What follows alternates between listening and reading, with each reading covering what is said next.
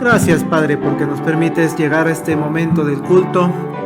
Hemos hablado contigo, te hemos alabado, pero ahora queremos que nos hables tú, que sea solamente un intermediario, el pastor, para expresar mensaje de salvación, mensaje de alegría para la iglesia y mensaje de unidad.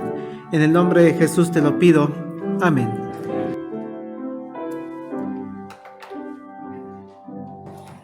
El día de hoy, como Iglesia Nacional Presbiteriana Getsemaní, es un día importante porque tenemos una actividad.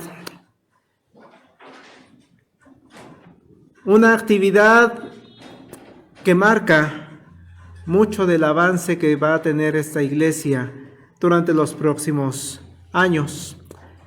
Recordemos que el nombramiento de ancianos y de diáconos pues es por periodos de 3 años. Entonces las personas que se elijan el día de hoy o que se ratifique su nombramiento para que sigan en funciones, pues serán para los próximos 3 años de servicio a nuestro Dios en esta iglesia. Y para ello pues es necesaria una reunión congregacional, elección de ancianos, elección de diáconos. Pero antes de entrar a la elección, a toda la parte formal que se lleva a cabo en este proceso, y teniendo en mente, hermanos, que estamos en el culto de adoración, y entonces adoramos a Dios, Él es el único digno de ser adorado, queremos predicar la palabra de Dios. ¿Qué nos dice la palabra de Dios para la iglesia en este día, en medio de una reunión congregacional? O previo más bien a una reunión congregacional. ¿Cómo se puede fortalecer la iglesia ante este evento tan importante? Así que lo primero, hermanos, que quisiera enfatizar es que el día de hoy venimos a la iglesia. Es una frase que le enseñamos a los pequeños. Vamos a la iglesia. Y muchas de las veces, cuando somos niños, yo lo viví, el ir a la iglesia era ir al templo. En mi niñez era ir a Argentina 29. Hoy nuestros niños saben que van a Allende 139. Y está bien, vamos a la iglesia. Y por eso nos arreglamos y nos peinamos y nos paramos temprano. Y seguramente escuchaba que desde un día antes preparamos a veces nuestras cosas porque vamos a la iglesia. Sin embargo, quisiera enfatizar que esto va mucho más allá de ir a la iglesia. Hermanos, somos iglesia. Usted es iglesia. ¿Por qué? Y vamos a estudiar, vamos a mencionar algunos conceptos, sí, del ámbito doctrinal, acerca de lo que es ser iglesia. Y es que miren, la palabra iglesia viene de una palabra griega, eclesía, que de manera general lo que significa es asamblea. Eso era una eclesia o eclesía en tiempos bíblicos. Voy a una asamblea. Por eso, cuando salimos esta mañana, salimos de nuestra casa para dirigirnos a la iglesia, es como si estuviéramos pensando, voy a ir a una asamblea. Y sé que muchos de nosotros en nuestro edificio, en nuestra colonia, pues de repente nos llaman, ¿no? A tener asambleas de vecinos. Nada más de que en la oficina, voy a una asamblea, bueno, es una eclesía laboral, o si es con los vecinos, una eclesía vecinal. Aquí venimos a una asamblea que no es de carácter político. Es una asamblea diferente, porque tampoco es una asamblea social. Es una asamblea, es un conjunto de personas que se van a reunir por una razón. Son creyentes en Jesucristo como su Salvador. La asamblea somos los creyentes en Jesucristo como nuestro Salvador.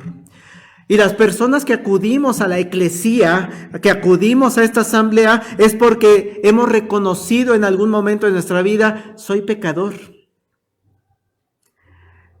Las personas que formamos parte de la asamblea hemos sido movidos a un arrepentimiento. Señor, ya no quiero ser lo que era antes. Quiero que transformes mi vida. Los miembros de esta asamblea es lo que vivimos en un momento. En la asamblea vecinal, en la asamblea del partido político, pues esos son otros asuntos. Esta es una asamblea diferente. Los miembros de la asamblea, de la eclesía, han reconocido y entregado su vida a Dios. Quiero ser tuyo. Quiero dejar de ser esclavo del pecado y quiero ser esclavo de Jesucristo.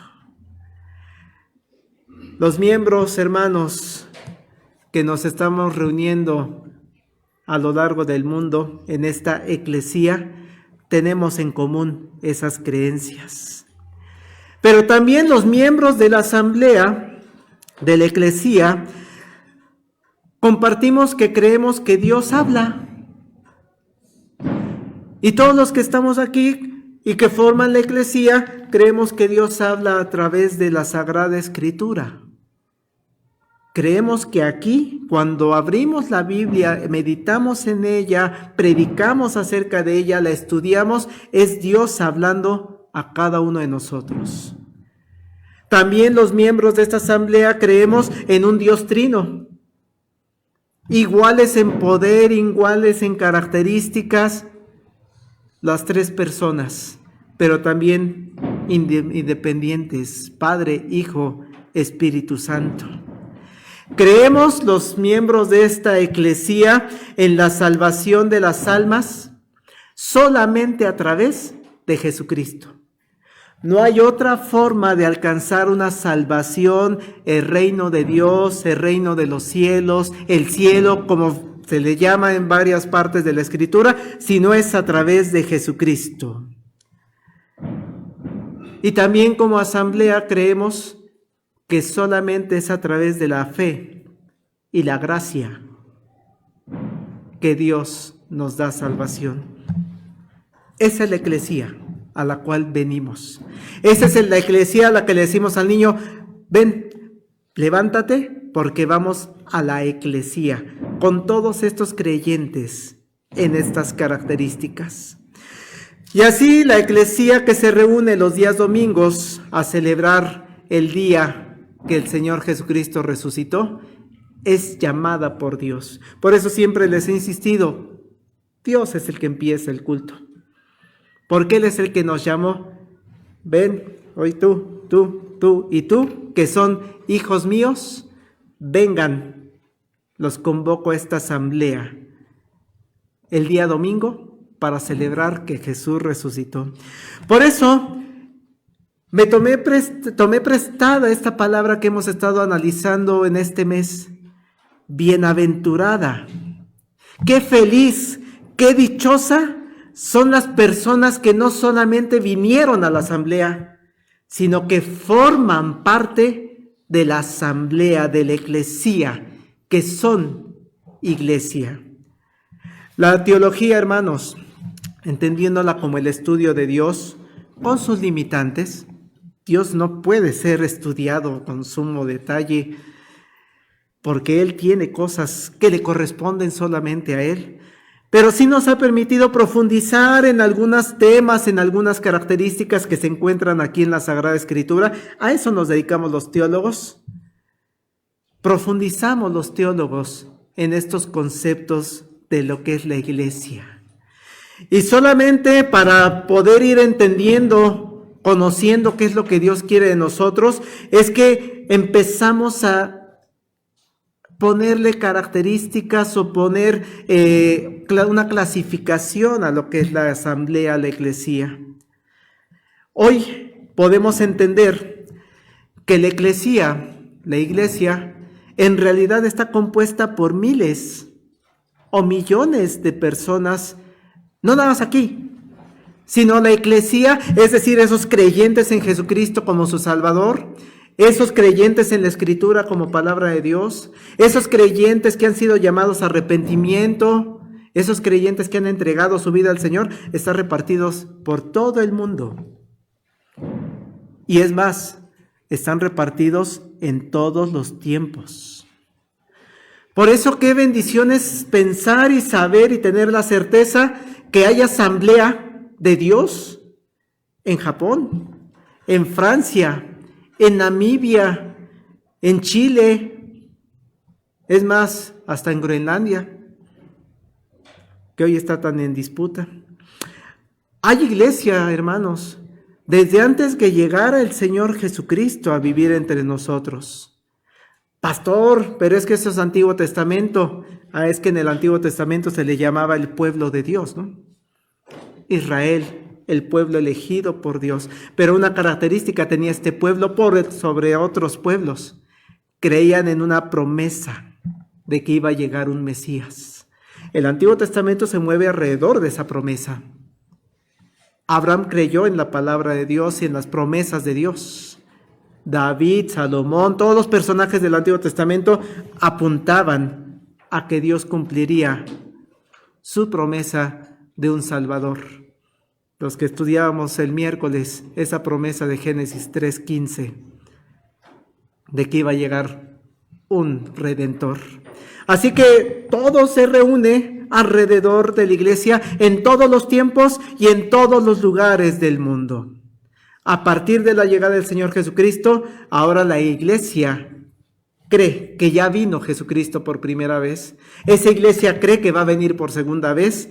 Y además, hermanos, la iglesia, la asamblea de creyentes en Jesucristo, ha ido creciendo. Me gusta mucho el texto bíblico que sé que varios de nosotros sabemos, en Hechos 2:47. El Señor añadía cada día a la iglesia los que habían de ser salvos.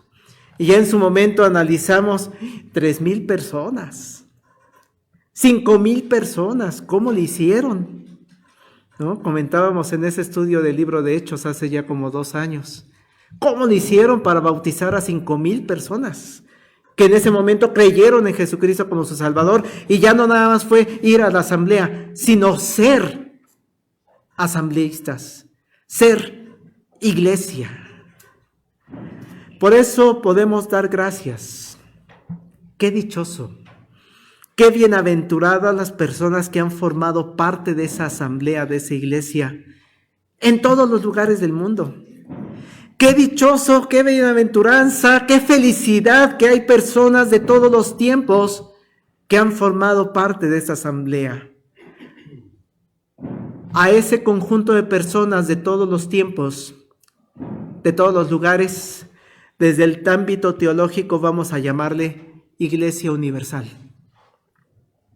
Así que cuando usted lea un texto donde habla de la Iglesia Universal, incluye a nuestros hermanos de Corea, nuestros hermanos de Sudáfrica, nuestros hermanos de todos los lugares del mundo. La Iglesia Universal. Y ahí en esa Iglesia Universal se incluyen personas creyentes que todavía, al día de hoy, no conocen el Evangelio de Jesucristo.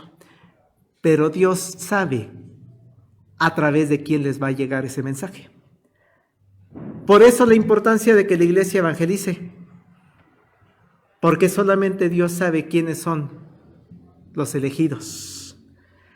Y tal vez esa persona que todavía no forma parte de esa iglesia universal, todavía no recibe el mensaje, va a recibir el mensaje a través de usted, hermana. A través de usted, hermano. Y también en esta iglesia universal están las personas que todavía ni nacen, pero que Dios ya sabe perfectamente, esta persona está llamada por mí. Porque dice la Escritura, con amor eterno te he amado, porque yo te elegí desde antes que nacieras.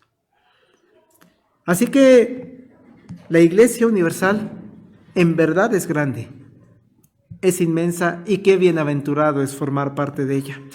Ahora bien, hay personas de esta Iglesia Universal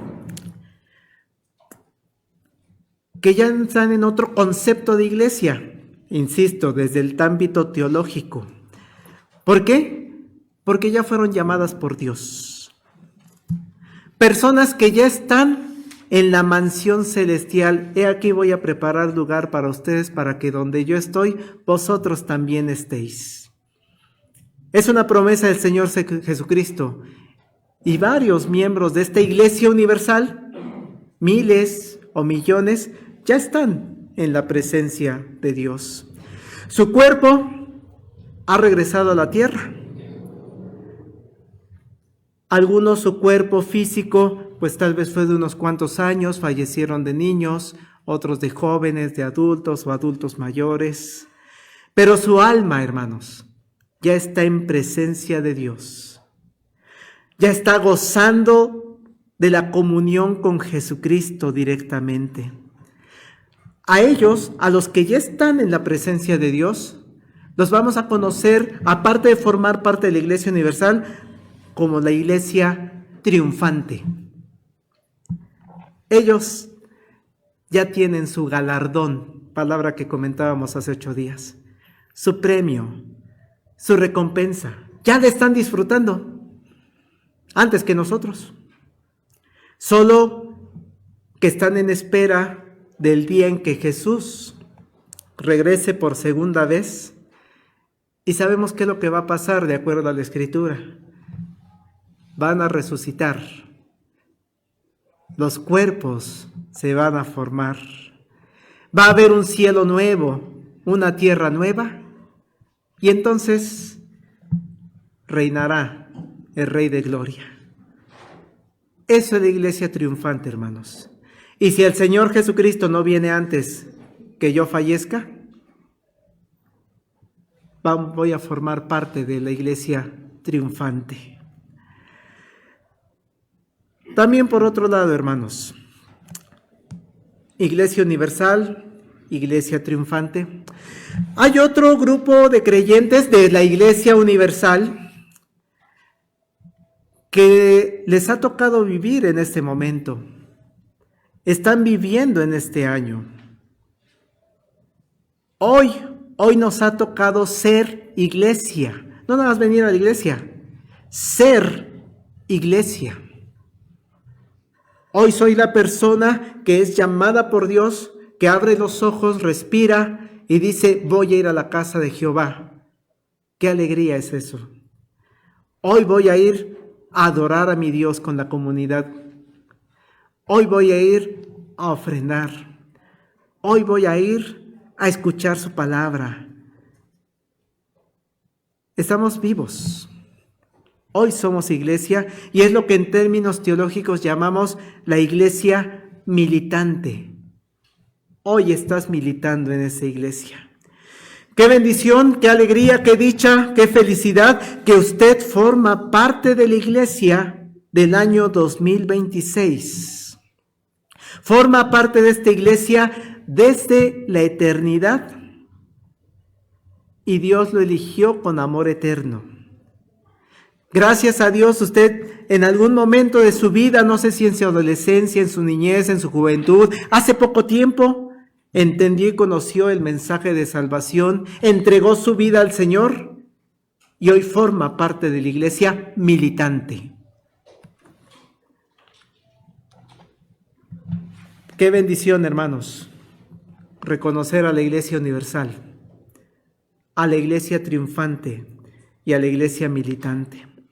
Pero además, hay otro motivo de felicidad, de bienaventuranza, porque Dios, para empezar en su perfecta soberanía y para seguir en su perfecta voluntad para cada uno de los miembros de su asamblea, le ha permitido formar parte de un conjunto de creyentes en específico. Fíjense, Cristo es otra cosa. Cristo es Dios. Y por lo tanto, lo maravilloso de Cristo es que Él sí puede estar con todos los creyentes del mundo. Por eso afirma la Escritura, donde hay 2 o 3 personas reunidas en mi nombre, ¿qué dice? Ahí estaré. Es decir, Cristo está aquí. Cristo está en la iglesia de 2 cuadras, Cristo está en la iglesia de allá, Cristo está en la iglesia de Chiapas, Cristo está en la iglesia de Mesopotamia, no, sino de Irak, de Irán. Dios, Cristo está en la iglesia donde están 2 o 3 reunidos. ¿Por qué? Porque es Dios. Por su deidad. Por eso también afirmamos cuando estamos en la Santa Cena, Cristo está presente. No en el pan, no es nuestra creencia que se convierte en pan, en cuerpo, no es nuestra creencia que se convierte en vino. Es nuestra creencia que Cristo está presente en su deidad cuando estamos en la Santa Cena. Pero Cristo es otra cosa, porque usted y yo no somos Dios. Así que aunque quisiéramos, hermanos, estar en 2 lugares al mismo tiempo, no podemos. Por eso Dios, por su soberanía, por su voluntad perfecta, nos ha llamado a reunirnos con un conjunto muy específico de creyentes. Nos ha dicho, este es tu lugar. A veces por cercanía de nuestro hogar. A veces es porque a este lugar me han traído desde pequeño y es difícil moverme. A veces, hermanos, hemos escuchado testimonio porque me lo encontré en Facebook y empecé a reunirme ahí. A veces es porque van pasando, hemos tenido aquí personas de Brasil, de Canadá, que vinieron y es que estoy esperando la visita al museo. Hermanos, Dios te ha asignado, te ha llamado a una iglesia local. Así le vamos a llamar, tu iglesia local. Y la iglesia local que está reunida aquí es la Iglesia Nacional Presbiteriana Getsemaní, un huerto de descanso. Qué dicha, qué bendición, qué alegría que usted puede decir, yo formo parte de la iglesia, yo soy iglesia y mi conjunto de creyentes, mi comunidad de personas con las cuales adoro a Dios en conjunto, se reúnen allí en Allende 139, en la alcaldía de Coyoacán. Esos son algunos conceptos de iglesia que nos dan bendición en esta mañana. Pero llegamos a una segunda parte. La iglesia se dirige, se gobierna. Y lo primero que debemos resaltar también en esta mañana, en este día de reunión congregacional, es que Jesucristo es el que dirige a la iglesia. Jesucristo es el jefe y cabeza de nuestra iglesia universal. Cristo es el jefe y cabeza de la iglesia triunfante. Cristo es el jefe y cabeza de la iglesia militante. Cristo es el jefe y cabeza de la iglesia local. Dice Efesios 1, versículos 22 y 23, sometió todas las cosas bajo sus pies y lo dio por cabeza sobre todas las cosas a la iglesia. Él es la cabeza. Él es el máximo líder de nuestra iglesia. Con eso, hermanos, quitemos de mente que el que dirige a la iglesia es el pastor. Que en muchas comunidades ocurre así. Llamémosle Luz del Mundo, por ejemplo. No, hermanos. Cristo es el jefe y cabeza. No hay ninguna figura humana que dirija la iglesia. Dice Pedro en su primer carta, capítulo 5, versículo 4, cuando aparezca el príncipe de los pastores, vosotros recibiréis la corona incorruptible de gloria. El príncipe de los pastores, no, el pastor no es la máxima figura de las iglesias locales. La máxima figura es, este pastor tiene a su príncipe de los pastores.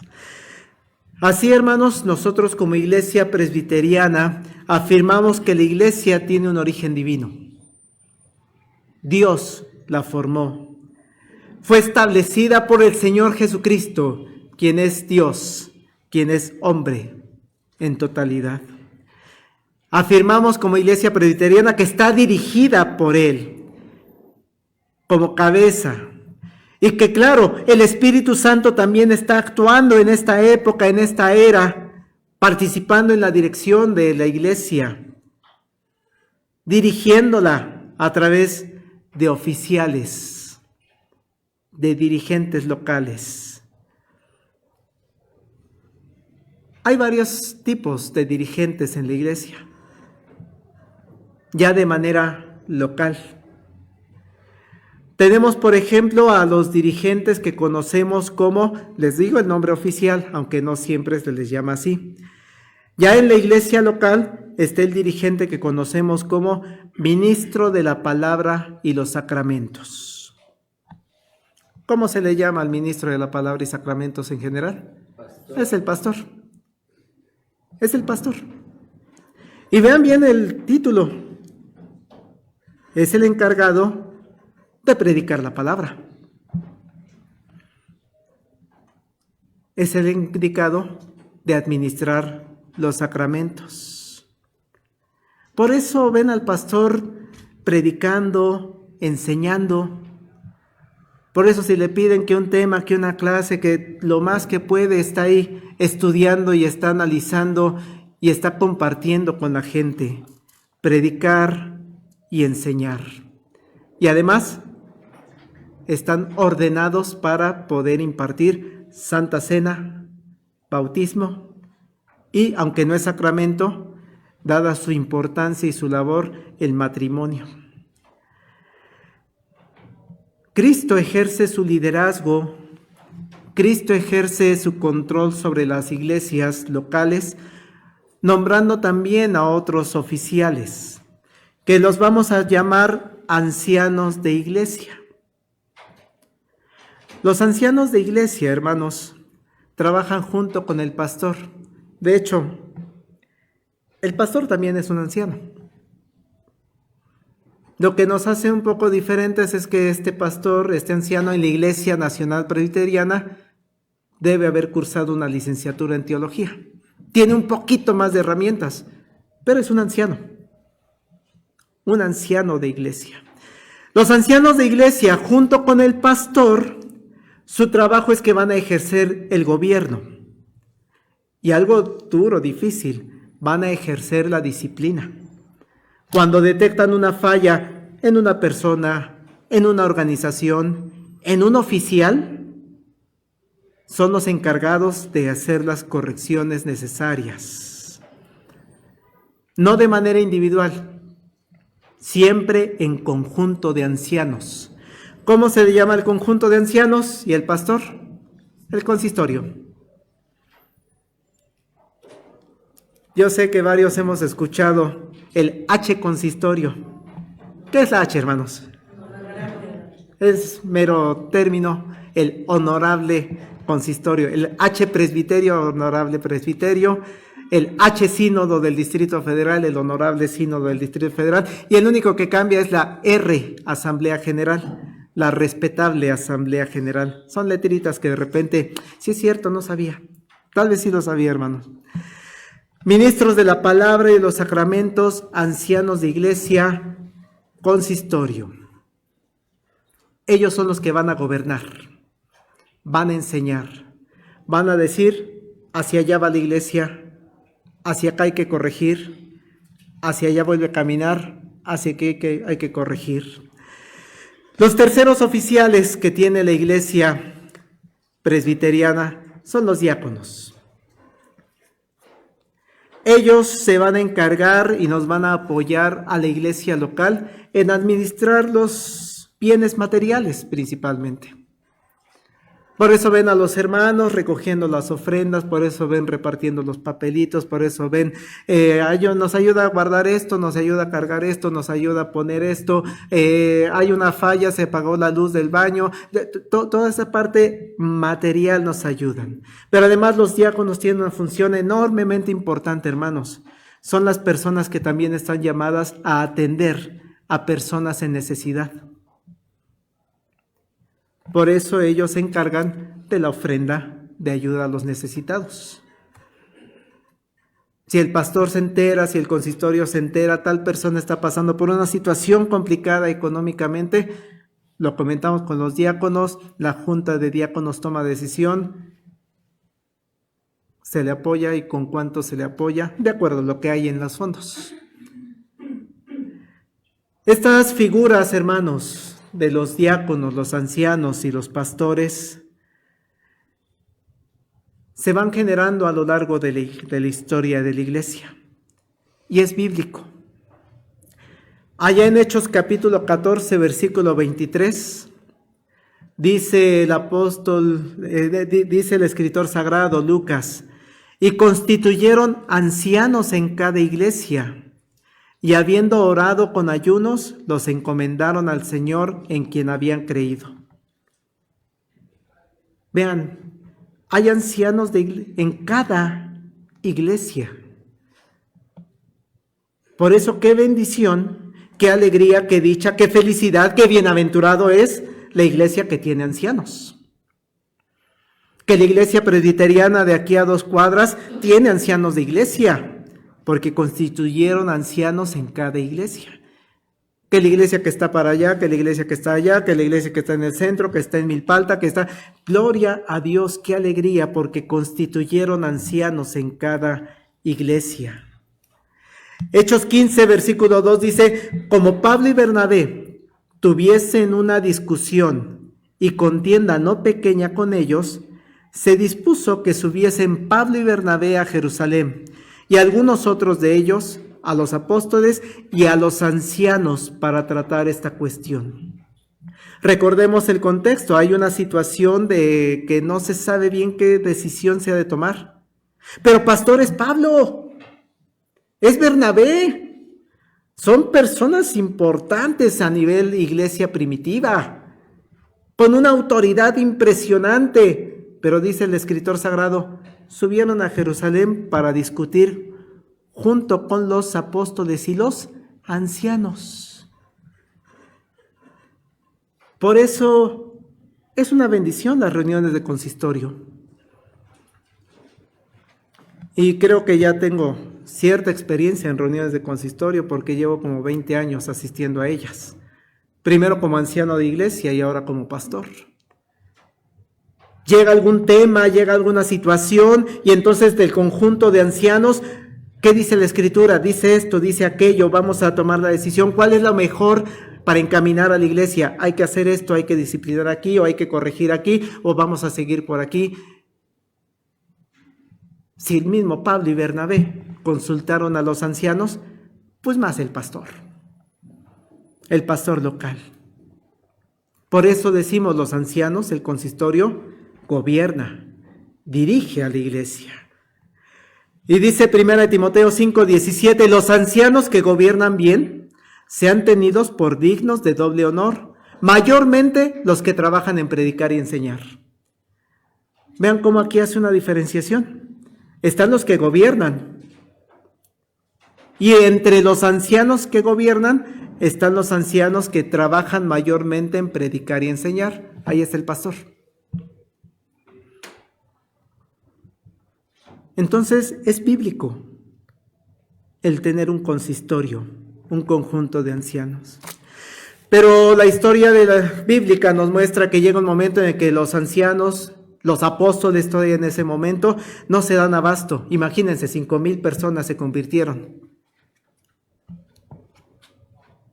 Aquí ha sido mucho trabajo el tener una comunidad de 70 miembros más o menos. No me imagino pastoreando una iglesia de 5,000 personas. Ha de ser mucho más complicado. Entonces no se dan abasto para la enseñanza, para los sacramentos, para la predicación de la palabra. Y hay necesidades que van surgiendo conforme la iglesia, conforme este conjunto de creyentes va creciendo. Y entonces es necesario elegir a un nuevo grupo de personas que nos apoyen principalmente en lo que no puedo atender, que es la atención a los necesitados. De ahí surgieron los diáconos. Conocemos el pasaje, la mayoría de nosotros, de Hechos 6. En aquellos días, como creciera el número de los discípulos, hubo murmuración de los griegos contra los hebreos de que las viudas de aquellos eran desatendidas en la distribución diaria. Ya saben, siempre hay situaciones, murmuraciones. Es que no le hicieron caso a la viuda, no le hicieron caso a la necesitada. Entonces los 12 convocaron a la multitud de los discípulos y dijeron: no es justo que nosotros dejemos la palabra de Dios para servir a las mesas. Buscad pues, hermanos, de entre vosotros a 7 varones de buen testimonio, llenos del Espíritu Santo y de sabiduría, a quienes encargaremos este trabajo. Por eso ven a nuestros hermanos diáconos de aquí para allá, porque el pastor no se puede bajar tan fácilmente a darles la Biblia, el himnario, a la persona visitante, ¿no? O el anciano de iglesia. Lo hemos hecho, o sea, no hay ningún problema. Pero si contamos con el apoyo de unas personas que se van a encargar de eso.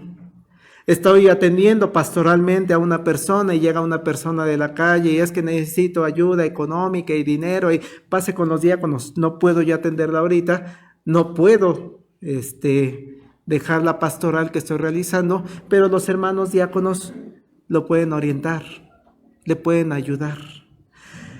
Así, hermanos, el día de hoy que tenemos una reunión congregacional para la elección de ancianos y de diáconos, la enseñanza que quisiera que nos lleváramos es: qué gracia, qué bendición, qué bienaventuranza es que usted se reconozca como miembro de la Iglesia Universal de Cristo. Qué gracia, qué bienaventuranza es que usted se reconozca como parte de la iglesia militante y Dios me permita ser iglesia militante hasta el último respiro de mi vida. Qué gracia y qué bendición es que usted se reconoce hoy como miembro de una iglesia local, que en este caso es la iglesia Getsemaní. Qué gracia y qué bendición es saber que un día yo voy a estar formando parte de la iglesia triunfante, a no ser que Cristo venga antes. Pero además, qué gracia y qué bendición que Dios lo trajo a Allende 139 para juntarse con otros grupos, con otras personas creyentes igual que usted, en la misma fe, en las mismas doctrinas. Que Dios le permite llegar a este huerto de descanso. El día de hoy podemos salir edificados porque podemos ver que el sistema de gobierno es de bienaventuranza, es de bendición. El sistema de gobierno presbiteriano es bíblico. Qué bendición, qué alegría que hay ancianos de iglesia. Qué bendición que hay ancianos de iglesia que se dedican al pastoreo de la iglesia. Qué bendición que hay un conjunto de ancianos que son los que toman las decisiones que llamamos consistorio y que se encargan en conjunto de dirigir a una iglesia local. Qué gracia, qué bienaventuranza es saber que hay una junta de diáconos, que ellos son los que nos van a apoyar en la atención a las personas necesitadas, en la administración de los bienes materiales de la iglesia. Qué gracia y qué bendición que cada día se van uniendo a esta iglesia más personas. Va creciendo, pero también las necesidades van creciendo y necesitamos más oficiales. Por eso decía el texto que leíamos: si alguno anhela obispado, es el equivalente, es sinónimo de ancianato, del anciano. Si alguno anhela obispado, buena obra desea. Bienaventurada y dichosa la iglesia y sus líderes. Todo esto con Cristo como jefe y cabeza máxima de la iglesia. Vamos.